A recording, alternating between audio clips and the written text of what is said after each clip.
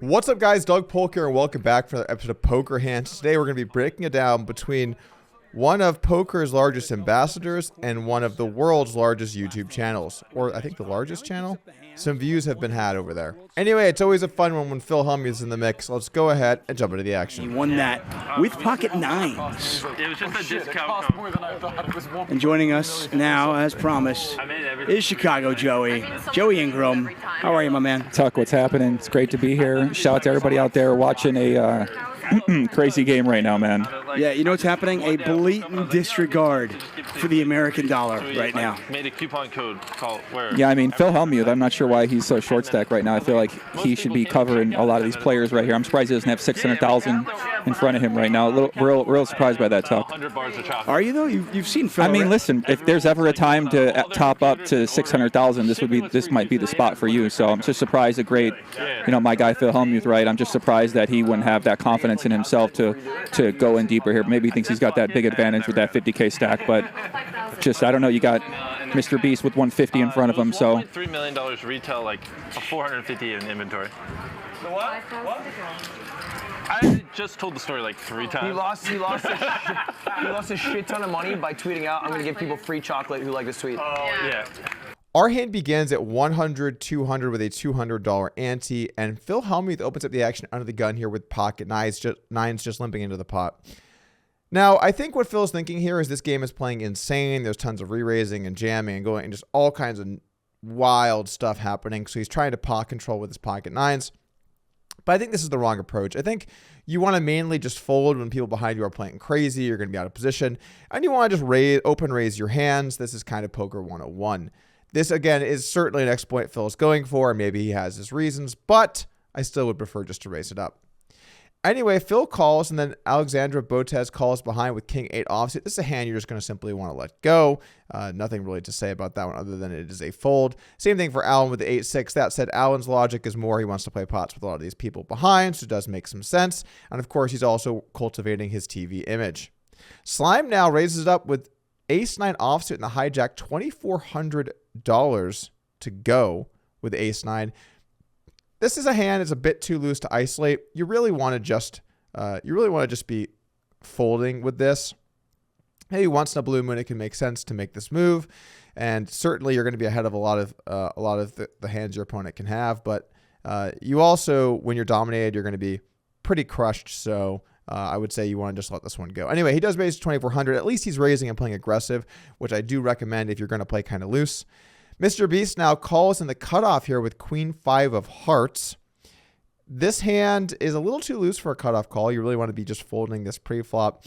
That said, he's having a good time with the buds, which is kind of what's going on with all of these holdings, and he does decide to play this in position. I would fold, though. Alrighty. Action is still getting going. Now, XQC in the big blind, he's going to make it $5,000 to go. A very small 3-bet over. Slime's raised to 2,400. He has an ace and a deuce, which makes this a reasonable bluff candidate in that he blocks a lot of the strong hands, but his size is far too small. He wants to make this at least 10, 12, 14,000 in my opinion to go. That's it. He only has a $36,000 stack, so maybe 8 or 9K if he wants to make this move, but really he should just fold. Now back over to Phil Hellmuth. Action's getting wild. He's got pocket nines.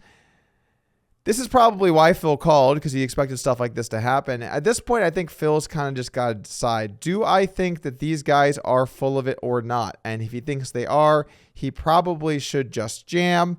And if he thinks that they are not, then he should probably just fold. I will also note, some of these guys are very deep. You don't want to be jamming $60,000 into these players like MrBeast with 140K or Alan Keating with 260K. But the players doing the raising have 50K and 31K. So certainly a situation where you jam knowing that the player is likely to call, you have way less money and people are playing insane.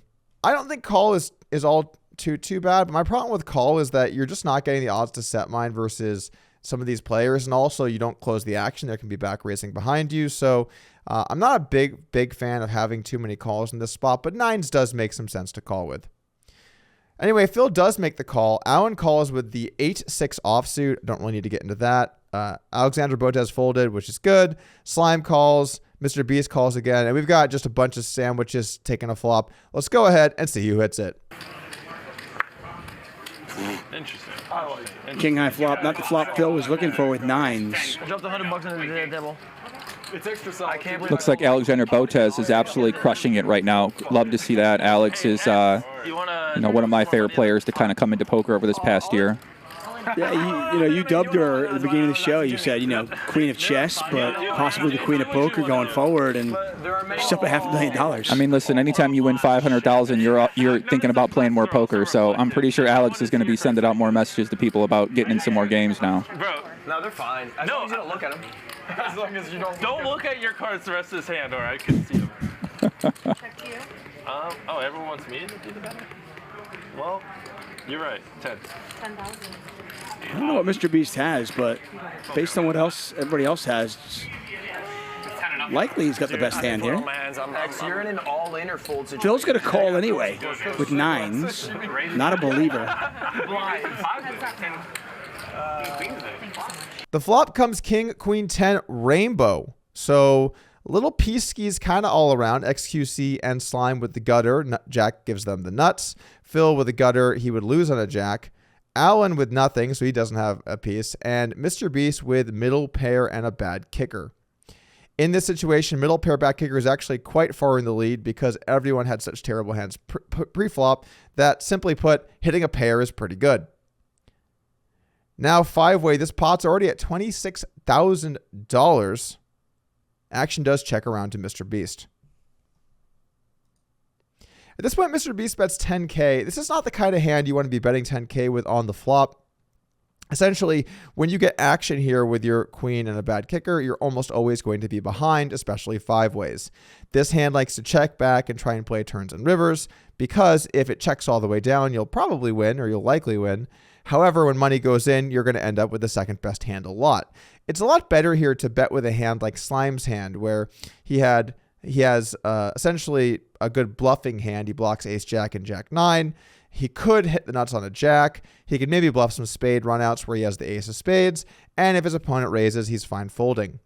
Then it's also good to bet with hands like 2-pair or sets or straights. Especially sets and straights are really the hands that like betting in these situations. Anyway, MrBeast decides to bets 10K. At least he bet like a relatively small size. I do like betting 1/3 or 40% pot here. This gives you more chance to bet. As pots get multi-way, you want to be using smaller sizes. Now, Hellmuth, and I think this is sort of the kind of hand that Hellmuth decides to take a stand where he really shouldn't be. Basically, he needs to fold here. There are just so many people that can have him beat. MrBeast is betting into 4 players. His opponent can have all kinds of hands and apparently even middling pairs. Phil's logic might be versus a lot of players when they bet here, they're polar. They either have a set or a straight. Nines blocks the straight versus the sets he has more equity. I don't really exactly know. But the point is, this is just simply a flop fold. Anyway, Phil does call. The rest of the players get out of the way, and let's take a turn. Can everyone fold? No. It's me and Mr. Phil over there. Phil's dying to win this. Interesting. We'll run it. Actually, I'll check. Check around. The turn comes to 8 of diamonds, and I'm starting to question what I'm doing in my life. Here I am analyzing a hand between 2 players that have 1 pair in a massive pot, and there's wagering going on. When I got into poker, I wanted to play with the best. I wanted to play the highest stakes. I wanted to be a champion of the game. And here I am on YouTube, breaking down why to not bet your second pair. And for Phil, what's going on? We get it, the game's crazy, but nines can just lose to random pairs. These guys can have anything, man. Continue with strong hands, 5-way flop. Get back to Poker 101. Phil, I believe you can do this. Dig deep and just press the fold button.